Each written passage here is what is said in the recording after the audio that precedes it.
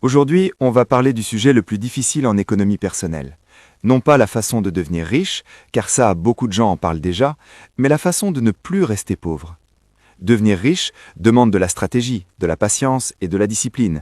Mais sortir de la pauvreté demande d'abord de comprendre le mécanisme invisible qui te maintient coincé dans la même situation malgré tous tes efforts.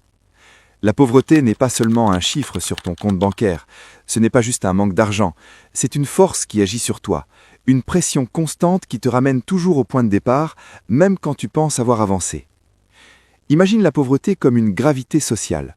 Plus tu es bas, plus cette gravité est forte, plus elle te tire vers le sol.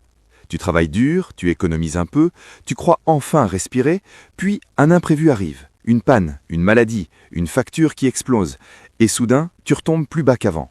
Non seulement tu perds l'argent que tu avais réussi à mettre de côté, mais tu perds aussi l'énergie mentale qui t'avait permis d'y arriver. Tu te relèves fatigué, découragé, avec moins de force pour recommencer. Et c'est exactement comme ça que le système t'épuise à petit feu. C'est pour cette raison que faire un peu plus d'efforts ne suffit presque jamais à changer ta situation. Dans ce système, l'effort linéaire produit des résultats quasi nuls, car chaque petit progrès est avalé par la gravité des imprévus. Tant que tu n'atteins pas un seuil précis de stabilité, tu n'es pas en train de monter, tu es simplement en train de retarder ta prochaine chute. Le piège, c'est de croire que tu avances alors que tu fais du surplace sous une autre forme. Mais le problème ne s'arrête pas à l'extérieur, il s'installe aussi à l'intérieur de toi. Quand tu vis longtemps sous pression financière, ton cerveau entre en mode survie. Tu ne penses plus en termes de trajectoire, tu penses en termes d'urgence. Tu ne planifies plus pour l'année prochaine, tu cherches juste à survivre jusqu'à la fin du mois. Cette tension constante rétrécit ton champ de vision, t'empêche de voir loin et te pousse à faire des choix rapides, parfois mauvais, non pas parce que tu es incapable de réfléchir, mais parce que tu es mentalement épuisé. C'est ce qu'on appelle le piège de la rareté. Quand ton esprit est saturé par les problèmes d'argent, chaque décision devient plus lourde à porter. Tu n'as plus l'espace mental pour comparer, analyser et anticiper. Tu choisis ce qui soulage maintenant, même si ça te coûte plus cher demain.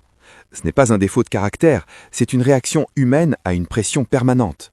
Le système est construit de telle sorte que plus tu manques, plus tu payes cher pour tout, plus tu fais de compromis et plus il devient difficile de reprendre le contrôle. Être pauvre coûte cher. Quand tu n'as pas de réserve, tu payes des pénalités pour chaque retard, des frais pour chaque erreur, des intérêts plus élevés pour chaque besoin urgent. Tu achètes en petite quantité, tu choisis des solutions temporaires, tu prends ce qui est accessible sur le moment, même si c'est plus cher à long terme. Chaque euro dépensé sous contrainte te coûte plus qu'à quelqu'un qui a du capital. Ce n'est pas une injustice morale abstraite, c'est une réalité mathématique qui s'accumule jour après jour. La conséquence, c'est que tu cours une course avec un poids sur le dos pendant que d'autres avancent avec le vent dans le dos. Plus tu es fragile financièrement, plus la moindre erreur te coûte cher. Un simple imprévu peut annuler des mois d'efforts, et ce n'est pas parce que tu n'as pas travaillé assez dur, c'est parce que tu n'avais pas encore construit de zone de protection autour de ta vie. Sans protection, chaque choc te repousse en arrière et renforce l'impression que rien ne change, quoi que tu fasses. La première étape n'est donc pas de chercher la richesse, ni l'investissement, ni la liberté financière. La première étape, c'est de créer un espace de respiration. Tu dois construire un petit coussin de sécurité, une réserve qui n'est pas destinée au plaisir, ni au confort, ni à l'optimisation, mais à te rendre mentalement plus stable. Ce n'est pas glamour, ce n'est pas impressionnant, mais c'est fondamental. Tant que tu n'as pas cette base, tu es en train de bâtir sur du sable. Cette réserve te rend plus intelligent, non pas parce qu'elle augmente ton QI, mais parce qu'elle libère ton esprit. Quand tu sais que tu peux encaisser un imprévu sans t'être effondré, tu prends de meilleures décisions, tu négocies mieux, tu refuses les pièges coûteux, tu choisis avec plus de calme, tu arrêtes de réagir dans la panique et tu commences à agir avec stratégie. Ce simple changement d'état mental modifie toute ta trajectoire, même si ton revenu n'a pas encore augmenté. La plupart des gens veulent sauter directement vers des solutions spectaculaires, investir, multiplier les sources de revenus, changer de vie en quelques semaines. Ils veulent construire un bâtiment immense sans avoir consolidé le sol. Résultat, chaque secousse fait tout trembler.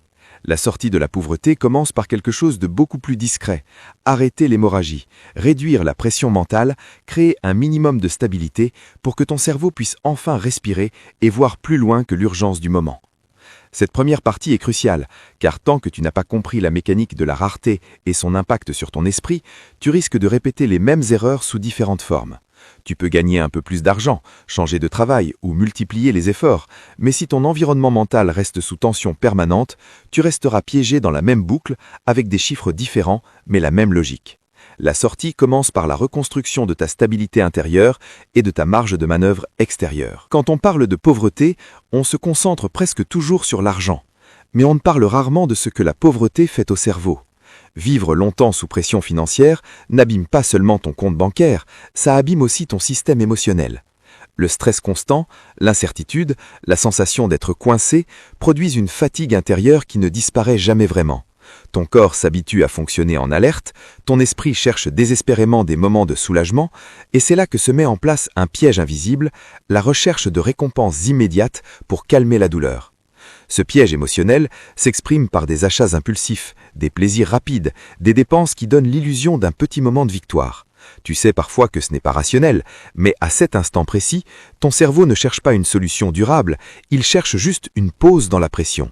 Acheter quelque chose de nouveau, manger dehors, s'offrir un objet qui brille, ce n'est pas seulement consommer, c'est s'anesthésier temporairement. Le problème, c'est que le soulagement disparaît vite, alors que la facture, elle, reste longtemps. Plus tu utilises la dépense comme médicament émotionnel, plus tu renforces l'habitude de confondre plaisir immédiat et amélioration réelle de ta situation.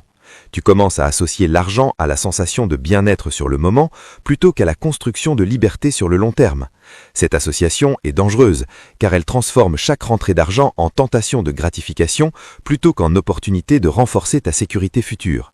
Le cerveau finit par préférer la récompense rapide à la stratégie patiente, même si cette préférence te maintient dans la même position. À force de nourrir ce mécanisme, tu peux même donner l'illusion extérieure de la réussite en affaiblissant ton avenir. Une belle apparence, des objets visibles, un style de vie qui semble confortable, mais derrière une fragilité permanente. Ce contraste crée un décalage cruel. Tu parais avancer alors que tu recules lentement. Chaque dépense émotionnelle te prive d'un morceau de ta marge de manœuvre et chaque renoncement à l'épargne te vole un peu de ton pouvoir de décision future. Pour sortir de ce piège, il ne suffit pas de se promettre d'être plus raisonnable, car la tentation ne vient pas de la logique, elle vient du besoin de soulagement. Il faut rééduquer ton système de récompense. Cela passe par une période volontaire de simplification radicale où tu réduis volontairement ton niveau de confort pour reconstruire ton rapport à l'argent. Ce n'est pas une punition, c'est un entraînement. Tu remplaces les micro-plaisirs coûteux par une satisfaction plus lente mais plus puissante, celle de reprendre le contrôle. En parallèle de ce piège émotionnel, existe un autre verrou tout aussi puissant, le piège du revenu linéaire.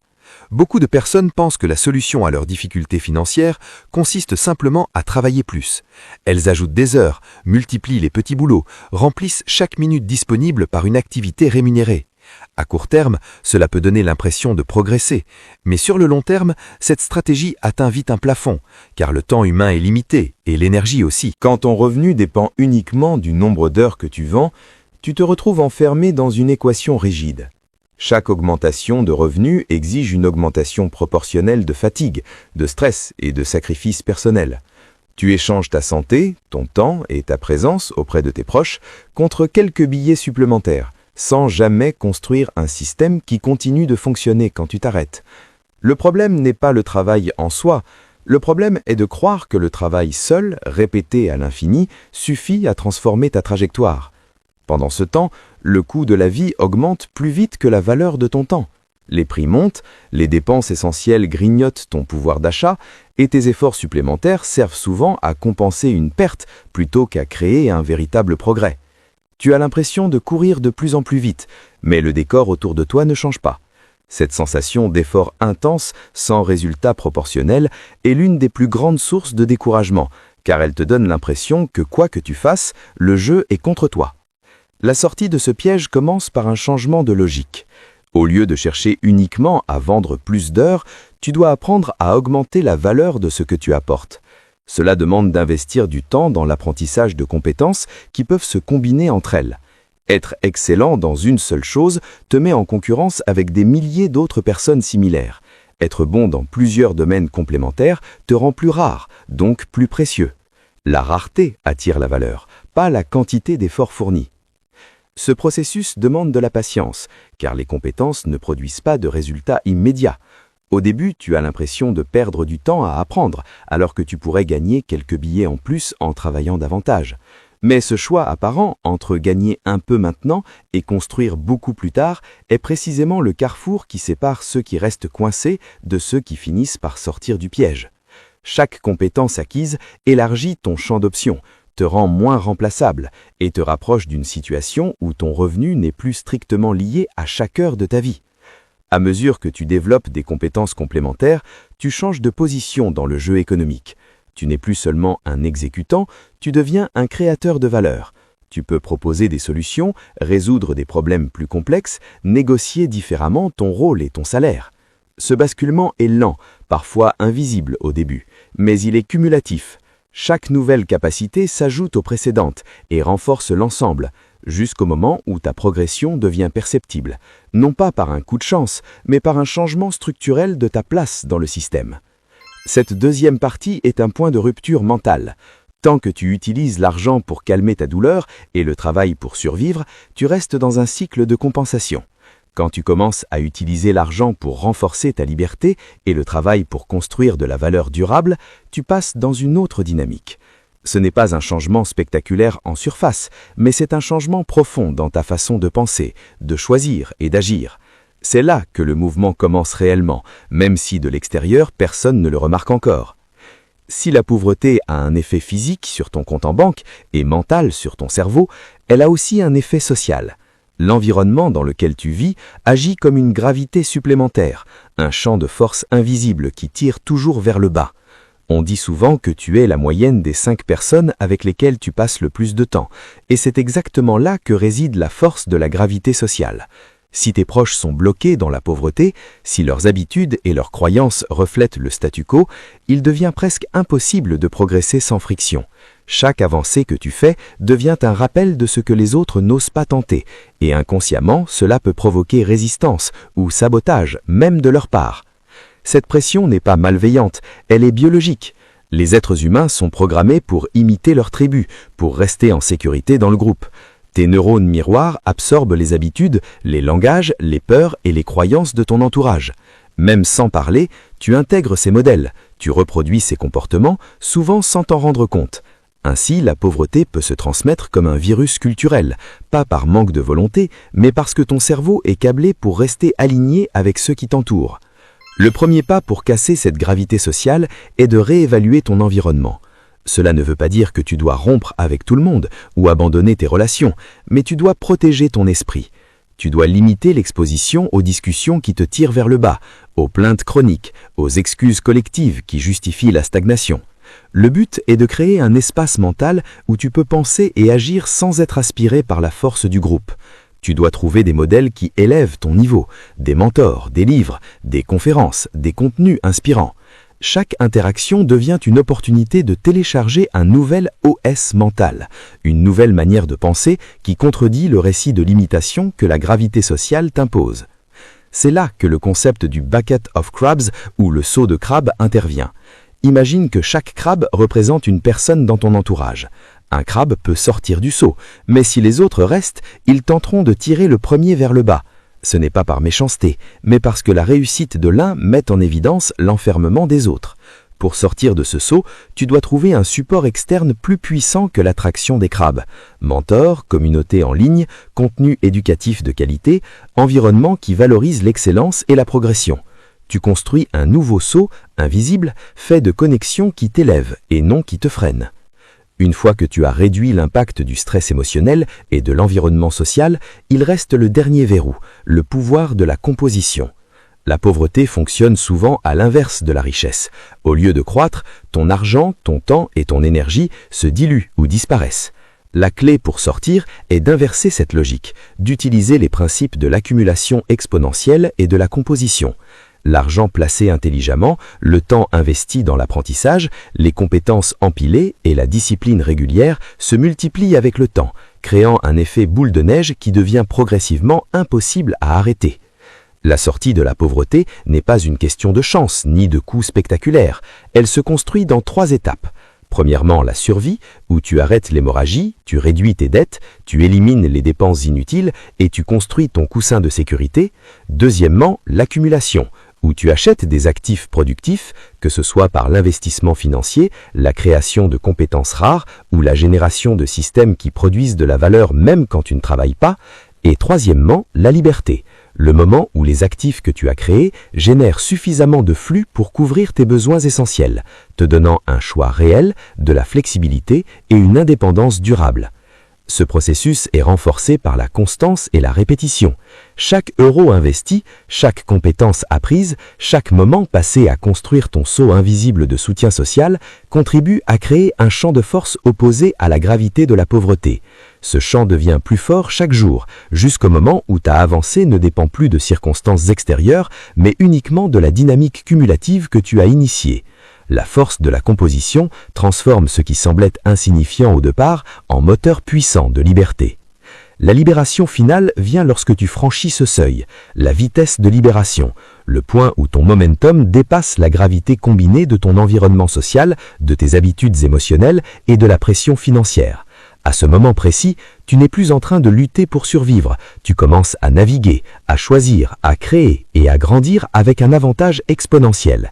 Tu as transformé la contrainte en levier, la difficulté en moteur et la pauvreté en tremplin vers un espace où tes décisions dictent ton avenir et non plus les limites imposées par le système.